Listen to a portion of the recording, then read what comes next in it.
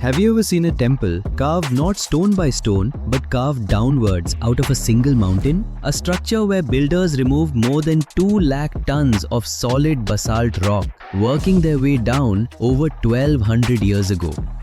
This is the Kailasa Temple at Ellora in Maharashtra, India, the world's largest monolithic rock-cut temple dedicated to Lord Shiva and symbolizing his legendary abode, Mount Kailash. How was it built? How did ancient artisans plan such a structure with almost impossible precision? And why do legends still claim it was completed miraculously fast, as if guided by something beyond human? Today, we step into this mystery. Ellora is a UNESCO World Heritage Site, a 2-kilometer long stretch of basalt cliff near Aurangabad, containing 34 major rock-cut caves, Hindu, Buddhist and Jain temples and monasteries carved between about the 6th and 10th centuries CE. From the courtyard floor, the main tower rises over 30 meters, completely detached from the cliff around it. Yet, it was never built in the usual sense. It was revealed by cutting away everything that wasn't temple. Historically, most scholars credit the Kailasa Temple to the Rashtrakuta dynasty, powerful rulers of the Deccan Plateau in the 8th century CE.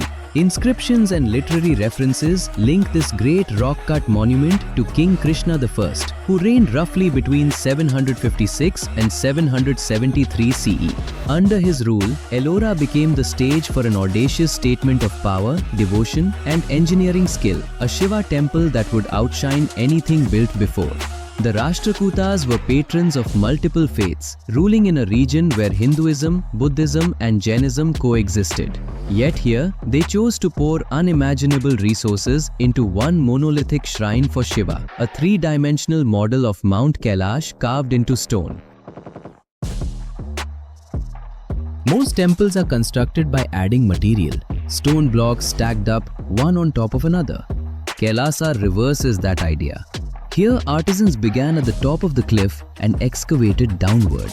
To create this complex, they first cut 3 massive vertical trenches into the basalt hill, isolating a huge rectangular block of rock roughly 200 to 300 feet long up to around 100 feet high.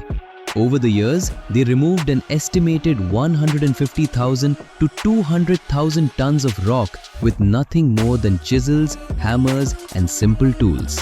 Only after this rough block was released from the hillside did the sculptors begin carving the temple structures, the main shrine, the Nandi Mandapa, the bridges, the surrounding galleries, always descending, always planning many steps ahead because one mistake at the top could ruin everything below. For many modern engineers, this top-down approach, done without detailed drawings as we know them today, seems almost unbelievable. And that is where the mystery deepens. Walking into the courtyard, you first meet the Nandi Mandapa, the pavilion of Shiva's bull mount, placed directly in front of the main shrine. A rock bridge connects the two, as if tying devotion to divinity. Around you, U-shaped galleries line the courtyard, their walls filled with reliefs from the Ramayana, Mahabharata and Puranic stories, gods in battle, celestial dancers, avatars of Vishnu and scenes of Shiva in his many forms. An elephant-lion frieze runs around the base of the main temple, giving the impression that a ring of stone elephants and mythical lions are carrying the weight of Kailasa on their backs. Above, the tower rises in tiers, echoing Dravidian temple architecture of the south, while other elements recall Pallava and Chalukya styles, suggesting a synthesis of influences turned into one seamless sculpture. Everything here is both architectural and symbolic. This is not only a building, it is a 3-dimensional mandala carved from a single mountain.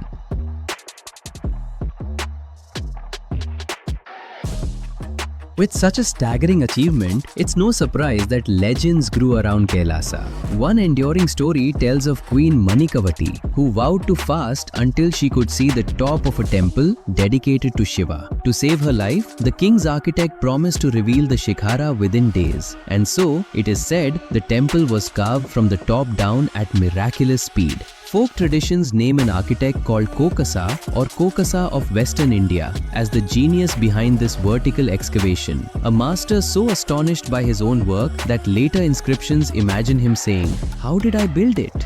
Modern estimates suggest the project could have taken decades, even with thousands of workers. Some popular writers and TV shows push more dramatic theories: lost technologies, ancient laser tools, even alien architects. While these claims make for exciting stories, historians caution that they usually underestimate what coordinated human labor, engineering knowledge, and royal funding could achieve over many years. Yet, even with careful study, certain details remain unresolved. Exactly how the project was planned, how they maintained symmetry from top to bottom, and how logistics were managed in an era without modern machinery. These open questions keep the aura of mystery alive.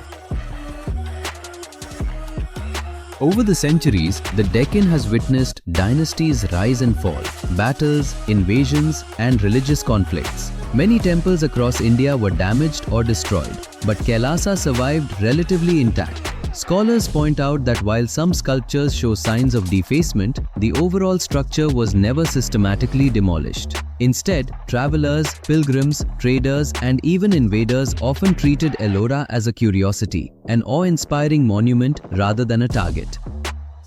Standing here today, the temple feels strangely calm, almost indifferent to time. Its carvings have seen over 1,000 monsoons, colonial visitors, archaeologists, and millions of tourists. Yet the rock still holds its secrets.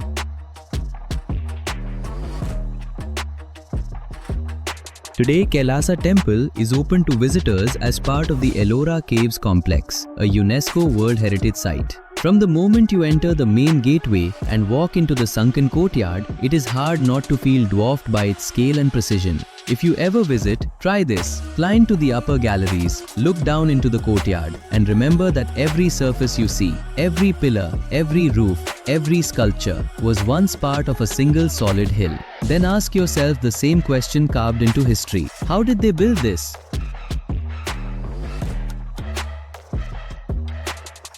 Kailasa Temple is both masterpiece and mystery, proof of what human hands can achieve, and a reminder that some questions in history stay just out of reach.